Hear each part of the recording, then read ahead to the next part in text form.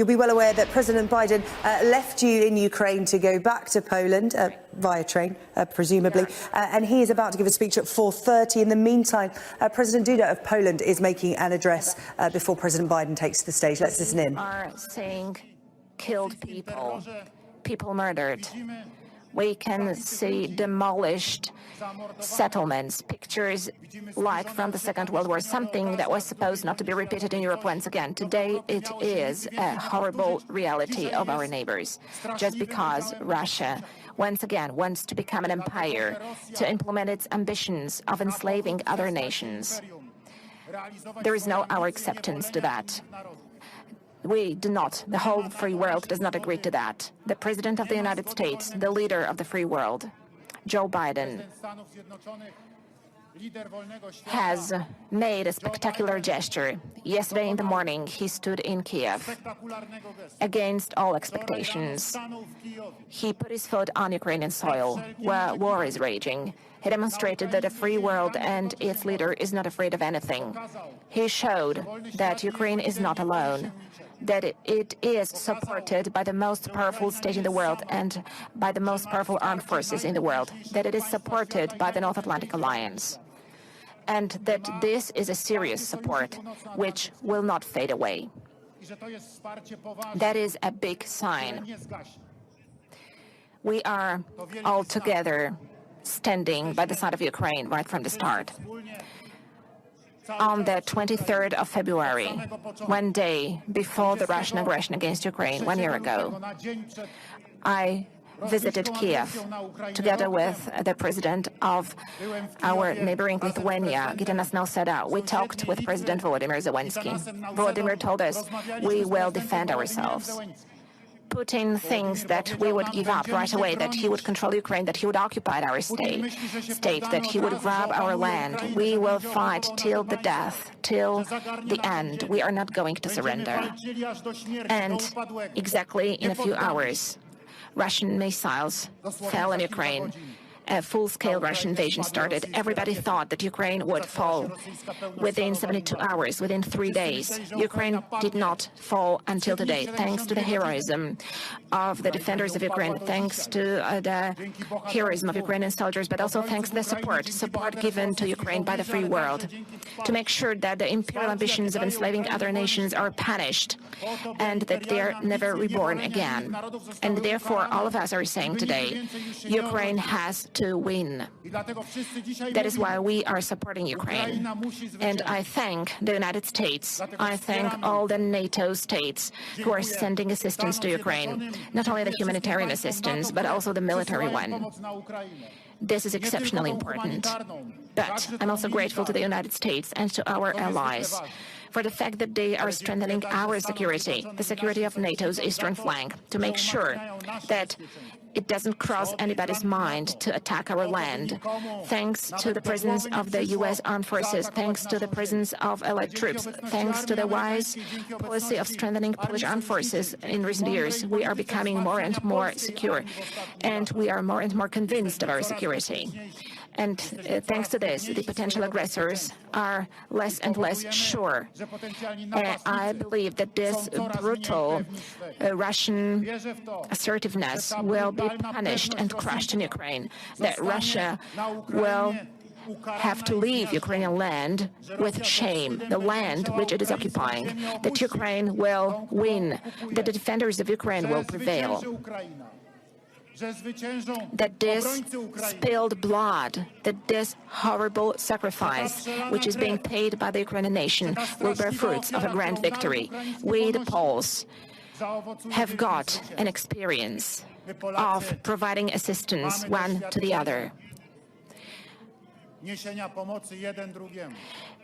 Saint John Paul II, Karol Wojtyła, the Pope, who spoke of solidarity. One and the other is solidarity. That is solidarity, never one against the other. It is our huge achievement, that solidarity, the 10 million strong movement which broke the communism with the support of the Pope and the United States, of the free world, thanks to which we broke down the Iron Curtain. precisely this reflex of interhuman solidarity is leading my compatriots today to helping their neighbors through Ukraine. Once again, thank you for that. Thank you for opening your homes, and thank you for offering bread to those in need. Thank you that they're here among us today, and many of them feel here at home. That's what they are saying. They're grateful to us for the fact that we welcomed them, although millions of them have come. 2 million are still living here with us, although nobody had expected that. We shared like brothers in solidarity. This is the solidarity of the world today, solidarity with Ukraine.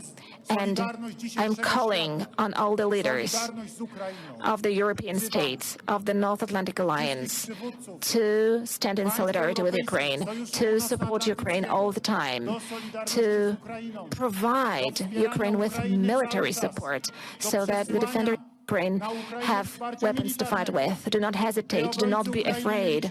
There is no place for business as usual with Russia anymore. Where blood is being shed, honest people do not. Tam uczciwy człowiek nie robi interesów. Tam trzeba to za wszelką cenę zatrzymać. Dziś może to zostać zatrzymane tylko nowoczesnym uzbrojeniem, bo tego Ukraina potrzebuje. Dziękuję prezydentowi Joe Bidenowi za determinację. Dziękuję amerykańskiemu narodowi, dziękuję władzom Stanów Zjednoczonych, Kongresowi za wszystkie donacje dla Ukrainy. Thanks to this huge military assistance of the United States, Ukraine is fighting. And others are also providing support, because this is the role of NATO, to defend the free world, to support the free world. We stand in solidarity with Ukraine, and we will stand in solidarity with Ukraine. There is no freedom without solidarity. Long live free Ukraine. Long live the alliance of the Republic of Poland with the United States. Long live NATO. Long live free world. Long live Poland. There is no freedom without solidarity. Niech żyje Polska. Nie ma wolności bez solidarności.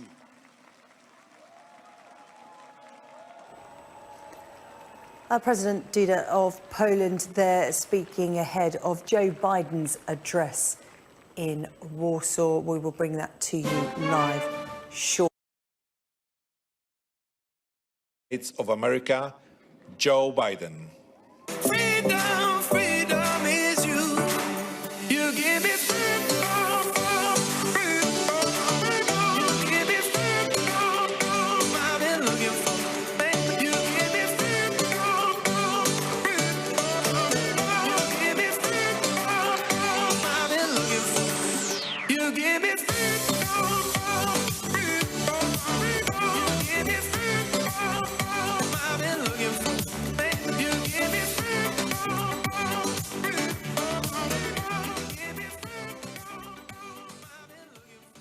Hello, Poland.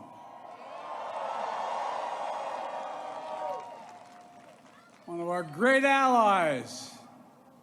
President Duda, Prime Minister, Mr. Mayor, to all the former ministers and presidents, as well as mayors and Polish political leaders from all across the country, thank you for welcoming back to Poland. You know, it was nearly 1 year ago I spoke at the Royal Castle here in Warsaw, just weeks after Vladimir Putin had unleashed his murderous assault on Ukraine, the largest land war in Europe since World War II had begun. And the principles that have been the cornerstone of peace, prosperity, and stability on this planet for more than 75 years were at risk of being shattered. 1 year ago, the world was bracing for the fall of Kyiv.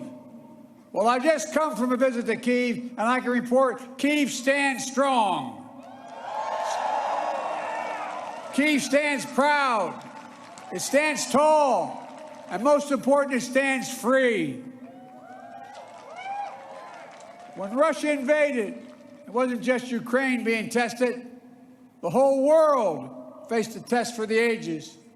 Europe was being tested. America was being tested. NATO was being tested. All democracies are being tested. And the questions we faced were as simple as they were profound. Would we respond, or would we look the other way? Would we be strong, or would we be weak? Would we, all of our allies, would be united or divided? 1 year later, we know the answer. We did respond. We would be strong. We would be united. And the world would not look the other way. We also face fundamental questions about the commitment to the most basic of principles. Would we stand up for the sovereignty of nations? Would we stand up for the right of people to live free from naked aggression? Would we stand up for democracy? 1 year later, we know the answers. Yes, we would stand up for sovereignty, and we did. Yes, we would stand up for the right of people to live free from aggression, and we did. And we would stand up for democracy, and we did. And yesterday, I had the honor to stand with President Zelensky in Kyiv to declare that we will keep standing up for these same things, no matter what.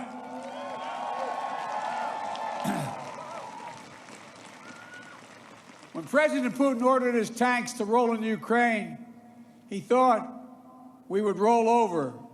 He was wrong. The Ukrainian people are too brave. America, Europe, a coalition of nations from the Atlantic to the Pacific, we were too unified. Democracy was too strong. Instead of an easy victory he perceived and predicted, Putin left with burnout tanks and Russia's forces in disarray. He thought he'd get the Finlandization of NATO. Instead, he got the NATOization of Finland and Sweden. He thought NATO would fracture and divide.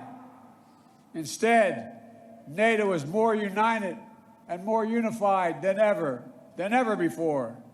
He thought he could weaponize energy to crack your resolve, Europe's resolve. Instead, we're working together to end Europe's dependence on Russian fossil fuels. He thought autocrats like himself were tough and leaders of democracy were soft. And then he met the iron will of America and the nations everywhere that refused to accept the world governed by fear and force.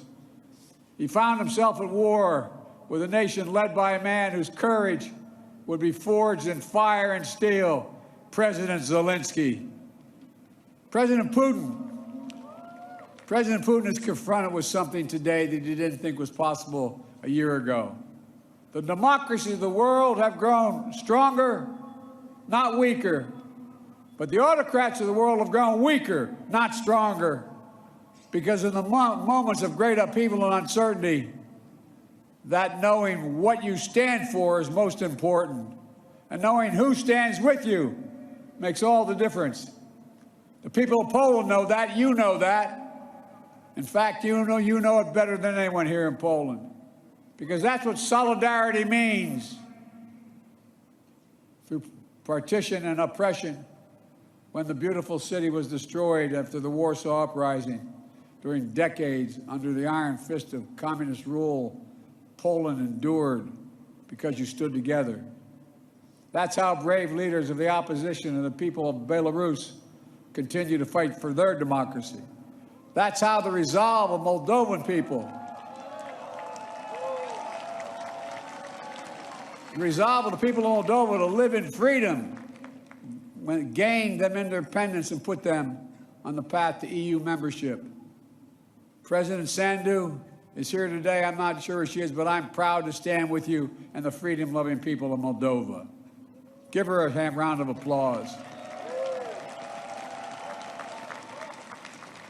1 year into this war, Putin no longer doubts the strength of our coalition, but he still doubts our conviction. He doubts our staying power. He doubts our continued support for Ukraine. He doubts whether NATO can remain unified. But there should be no doubt. Our support for Ukraine will not waver. NATO will not be divided, and we will not tire.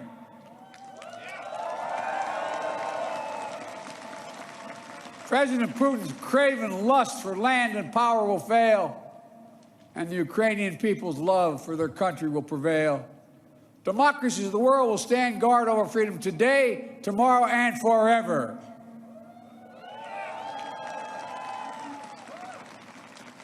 So that's what's at stake here, freedom. That's the message I carried to Kyiv yesterday, directly to the people of Ukraine. When President Zelensky said he came to the United States in December, quote, he said, "This struggle will define the world and what our children and grandchildren, how they live, and then their children and grandchildren." He wasn't only speaking about the children and grandchildren of Ukraine. He was speaking about all of our children and grandchildren, yours and mine.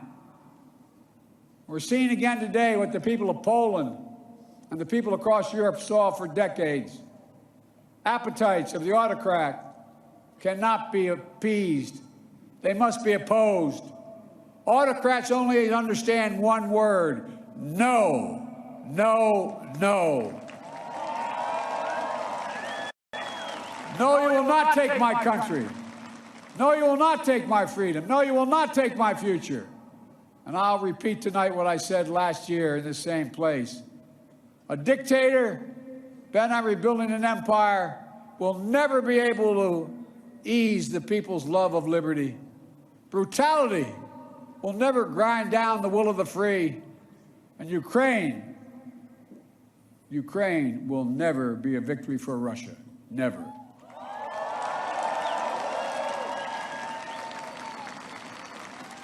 For free people refuse to live in a world of hopelessness and darkness. You know, this has been an extraordinary year in every sense. Extraordinary brutality from Russian forces and mercenaries. They've committed depravities, crimes against humanity, without shame or compunction. They've targeted civilians with death and destruction, used rape as a weapon of war, stolen Ukrainian children in an attempt to steal Ukraine's future, bombed train stations, maternity hospitals, schools, and orphanages. No one can turn away their eyes from the atrocities Russia is committing against the Ukrainian people. It's abhorrent. It's abhorrent. But extraordinarily, as well, has been the response of the Ukrainian people and the world. 1 year after the bombs began to fall, Russian tanks rolled into Ukraine. Ukraine is still independent and free.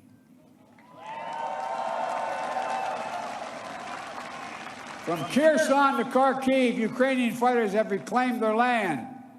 More than 50% of the territory Russia held last year. The blue and the yellow flag of Ukraine proudly waves once again. President Zelensky still leads a democratically elected government that represents the will of the Ukrainian people. And the world has already voted multiple times, including the United Nations General Assembly, to condemn Russia's aggression and support a just peace. Each time in the UN, that vote has been overwhelming. In October, 143 nations of the United Nations condemned Russia's illegal annexation. Only four in the entire UN voted with Russia. 4. So tonight, I speak once more to the people of Russia. The United States and the nations of Europe do not seek to control or destroy Russia. The West was not plotting to attack Russia, as Putin said today. And millions of Russian citizens who only want to live in peace with their neighbors are not the enemy. This war is never a necessity. It's a tragedy. President Putin chose this war. Every day the war continues is his choice. He could end the war with a word. It's simple. If Russia stopped invading Ukraine, it would end the war. If Ukraine stopped defending itself against Russia, it would be the end of Ukraine. That's why together we're making sure Ukraine can defend itself. The United States has assembled a worldwide coalition of more than 50 nations to get critical weapons and supplies to the brave Ukrainian fighters on the front lines, air defense systems, artillery, ammunition, tanks, armored vehicles. The European Union and its member states have stepped up with unprecedented commitment to Ukraine, not just in security assistance, but economic and humanitarian refugee assistance and so much more. To all of you here tonight, take a moment, and I'm serious when I say this, turn around and look at one another. Look at what you've done so far. Poland is hosting more than 1.5 million refugees from this war. God bless you. Poland's generosity, your willingness to open your hearts and your homes is extraordinary. And the American people are united in our resolve as well. All across my country, in big cities and small towns, Ukrainian flags fly from American homes. Over the past year, Democrats and Republicans in our United States Congress have come together to stand for freedom. That's who Americans are, and that's what Americans do. The world is also coming together to address the global fallout from President Putin's war. Putin tried to starve the world, blocking the ports in the Black Sea to stop Ukraine from exporting its grain, exacerbating the global food crisis that hit developing nations in Africa especially hard.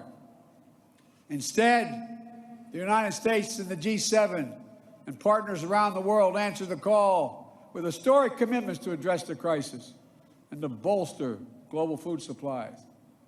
And this week, my wife, Jill Biden, is traveling to Africa to help bring attention to this critical issue. Our commitment is to the people of Ukraine and the future of Ukraine. A Ukraine that's free, sovereign, and democratic. That was the dream of those who declared Ukraine's independence more than 30 years ago, who led the Orange Revolution and the Revolution of Dignity, who braved ice and fire in the Maidan, and the Heavenly Hundred who died there, and those who continue still to root out Kremlin's efforts to corrupt, coerce, and control. It's a dream for those Ukrainian patriots who fought for years against Russia's aggressions in the Donbass, and the heroes who've given everything, given their lives in the service of their beloved Ukraine.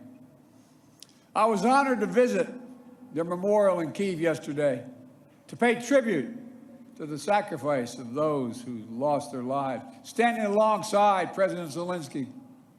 The United States and our partners stand with Ukraine's teachers, its hospital staff, its emergency responders, the workers in cities across Ukraine are fighting to keep the power on in the face of Russia's cruel bombardment.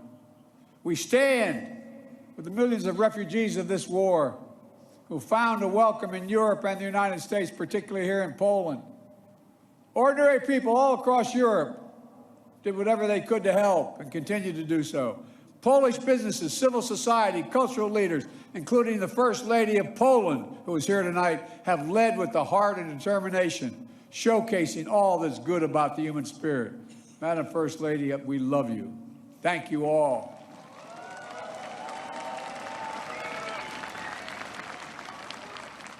I'll never forget last year visiting with refugees from Ukraine who had just arrived in Warsaw, seeing their faces, exhausted and afraid, holding their children so close, worrying they might never see their fathers, their husbands, their brothers, their sisters again. In that darkest moment of their lives, you, the people of Poland, offered them safety and light. You embraced them. You literally embraced them. I watched the looks on their faces. Meanwhile, together we made sure that Russia is paying the price for its abuses. We continue to maintain the largest sanction regime ever imposed in any country in history. And we're going to announce more sanctions this week together with our partners. We'll hold accountable those who are responsible for this war, and we'll seek justice for the war crimes and crimes against humanity continuing to be committed by the Russians. You know, there is much for us to be proud of over all that we have achieved together this past year. But we have to be honest and clear-eyed as we look at the year ahead. The defense of freedom is not the work of a day or of a year. It's always difficult. It's always important. As Ukraine continues to defend itself against the Russian onslaught and launch counteroffensive of its own, there will continue to be hard and very bitter days, victories and tragedies. But Ukraine is steel for the fight ahead. And the United States, together with our allies and partners, are going to continue to have Ukraine's back as it defends itself. Next year, I will host every member of NATO for our 2024 summit in the United States. Together, we'll celebrate the 75th anniversary of the strongest defensive alliance in the history of the world, NATO. And let there be no doubt, the commitment of the United States to our NATO alliance and Article 5 is rock solid. And every member of NATO knows it, and Russia knows it as well. An attack against one is an attack against all. It's a sacred oath. Sacred oath to defend every inch of NATO territory. Over the past year, the United States has come together with our allies and partners in an extraordinary coalition to stand against Russian aggression. But the work in front of us is not just what we're against. It's about what we're for. What kind of world do we want to build? We need to take the strength and capacity of this coalition and apply it to lifting up the lives of people everywhere, improving health, growing prosperity, preserving the planet, building peace and security, treating everyone with dignity and respect. That's our responsibility. The democracies of the world have to deliver it for our people. As we gather tonight, the world, in my view, is at an inflection point.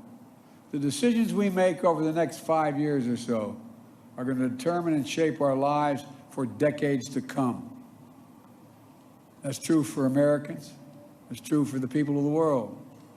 And while decisions are ours to make now, the principles and the stakes are eternal.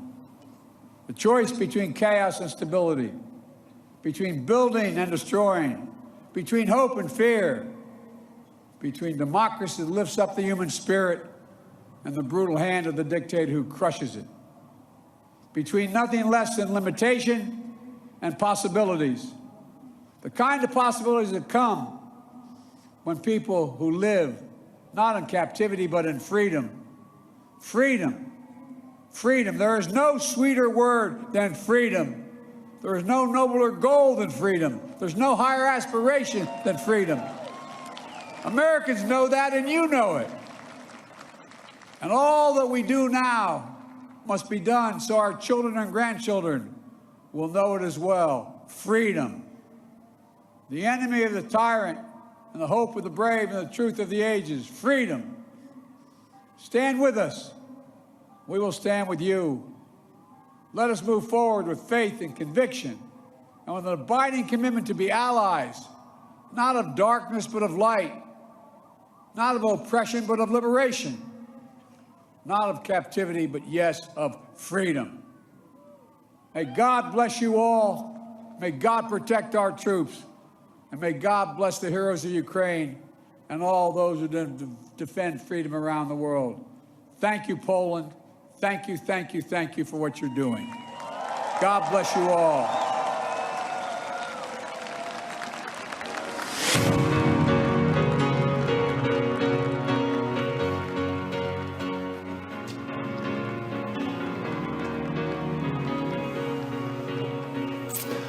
Well, there we are. It's 5 o'clock, and you have been listening to President Joe Biden speaking at the Royal Castle in Warsaw in Poland. A big speech this evening to follow his big visit here to Kyiv yesterday. He said that a year ago the world was bracing for the fall of Kyiv, but I can confirm, he said, that Kyiv stands firm, it stands tall, and it stands free. He went on to say that the question was, would we stand up for sovereignty and democracy? Well, we did, he said. Putin thought we would roll over, but he was wrong.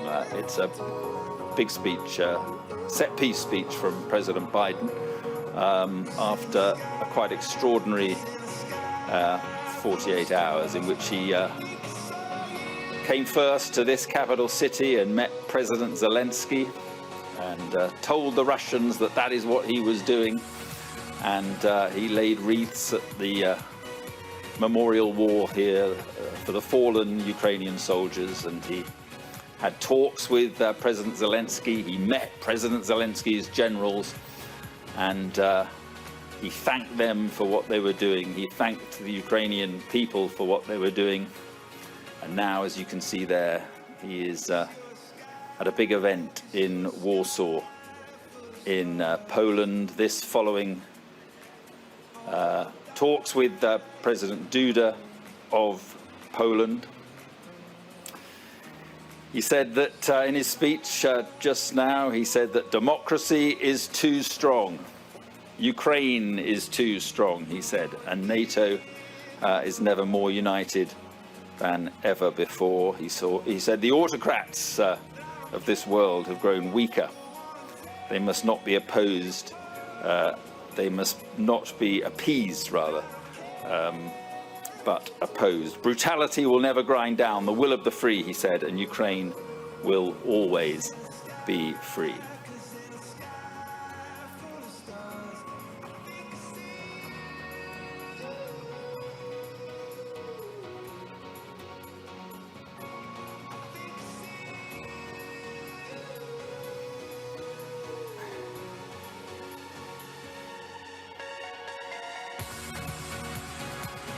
Right, Joe Biden there, leaving the Royal Palace in Warsaw. Let's get some reaction now from our correspondents who are standing by in both Moscow and in Washington. In a moment, we'll speak to Diana Magnay in Moscow. But first, let's go to James Matthews. And James, as we stay with these pictures, as I was saying, a key visit here yesterday, this key speech tonight. What is Joe Biden hoping to achieve?